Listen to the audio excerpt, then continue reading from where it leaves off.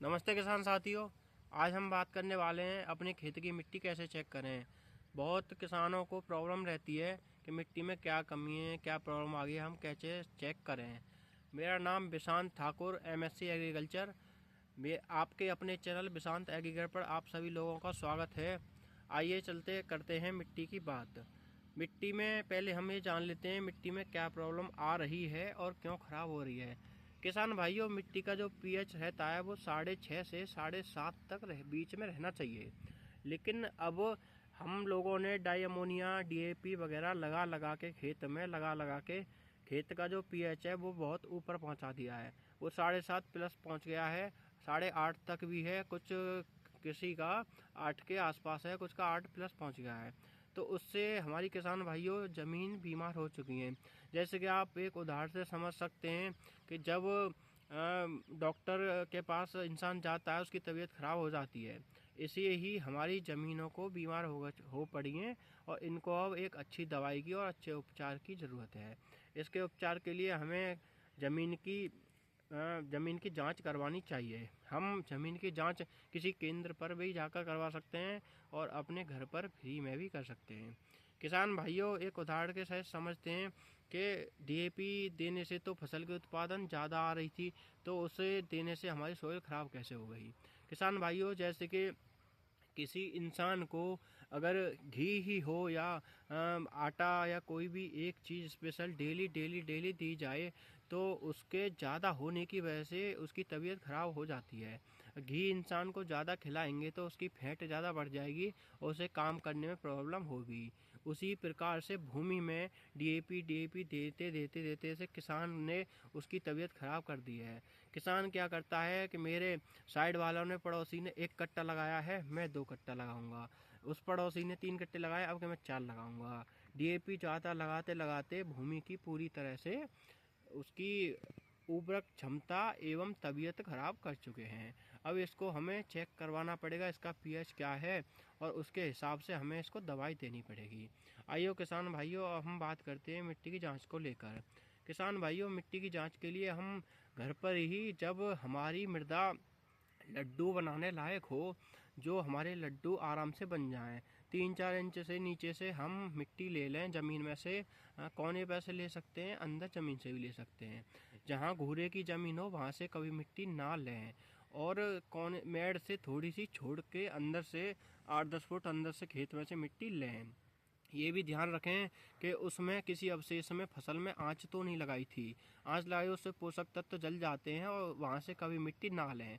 एक नॉर्मल जगह से बीच से हम अपने खेत में से मिट्टी लें। मिट्टी लेने के बाद में हमारी मिट्टी ऐसी होनी चाहिए जिससे लड्डू बन जाएं। हम अपनी मिट्टी के 2 या 3 लड्डू बना लेंगे। लड्डू बनाने के बाद में उसको हम पंखा की हवा में सुखा सकते हैं या नहीं तो उसे सीरक में आराम से घर पर रूम में सुखाइए। उसको धूप में नहीं सुखाना है, वो सीरक में सुखाना है। सीरक में सूखने के बाद हमारे लड्डू 2 या 3 या 4 दिन बाद सुखाने के बाद 2 गिलास में पानी ले लीजिए, आधा आधा गिलास। उस गिलास में उन लड्डुओं को डाल दीजिए।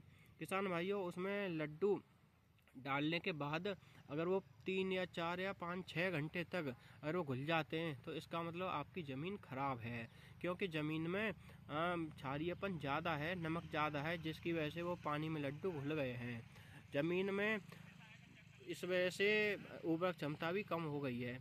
और अगर लड्डू आपका 12 घंटे से प्लस चलता है, 11-12 घंटे से ऊपर तक पानी में बना रहता है, इसका मतलब है कि आपकी ज़मीन बिल्कुल फिट है।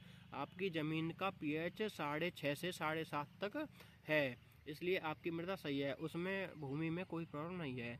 अगर आपके लड्डू जल्दी घुल जाते हैं तो अपना खेत का मृदा लेके फिर सोइल केंद्र पर भी जाकर एकदम चेक करा सकते हैं। 17 एलिमेंट होते हैं, किस एलिमेंट की भूमि में कमी आ रही है ये आप चेक करा सकते हैं। या अपने दुकानदार को जाके बताएंगे कि उनकी मृदा ख़राब हो चुकी है तो वो उसी हिसाब से पोटास वगैरह देगा।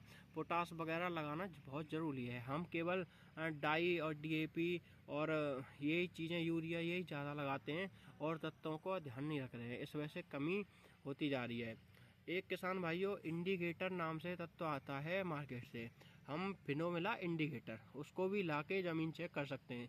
ये हमारी मिट्टी चेक करने का दूसरा तरीका है। इसमें किसान भाइयों हमें क्या करना पड़ेगा, 1 गिलास में पानी ले लो, उसमें 2 चम्मच मिट्टी को घोल लो। मिट्टी को घोटने के बाद में उसमें हम फिनोमिना इंडिकेटर को उसमें अंदर डालते हैं। फिनोमिना इंडिकेटर का अगर कलर चेंज हो जाता है तो हमारी मृदा खराब है, और अगर उसका कलर चेंज नहीं होता है तो हमारी मृदा सही है।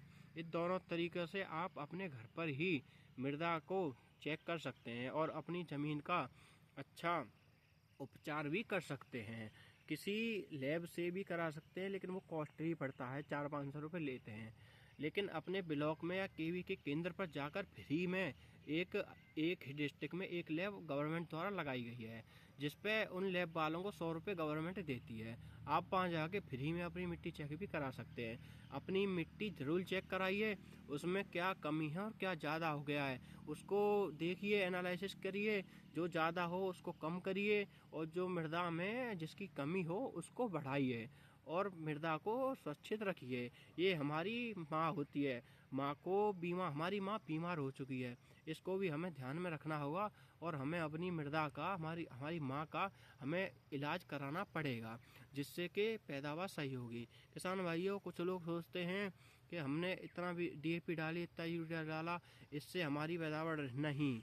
जैसे कि दिन प्रतिदिन बीजों की उत्पादन क्षमता बढ़ रही है, तो आजकल जो हाइब्रिड बीज आ रहे हैं आप लोग बो रहे हो, उसके हिसाब से उसकी पैदावार आप नहीं ले पा रहे हो। मतलब कि जितनी उनकी क्षमता है बीजों की पैदावार देने की, उतनी पैदावार आप नहीं ले पा रहे हो, क्योंकि उसमें संतुलन आपका तत्वों का बिगड़ गया है। इसलिए तत्वों का संतुलन बनाएं, उच्च पैदावार लें, गुणवत्ता भरी पैदावार लें, उत्पादन ज़्यादा करें। अगर आपको ये जानकारी अच्छी लगी हो तो कृपया करके वीडियो को शेयर करें और चैनल को सब्सक्राइब जरूर कर लें। आप चैनल पर नए हो, ऐसी अन्य जानकारी आपकी आती रहेंगी और आपको हम जानकारी देते रहेंगे। नमस्ते, धन्यवाद।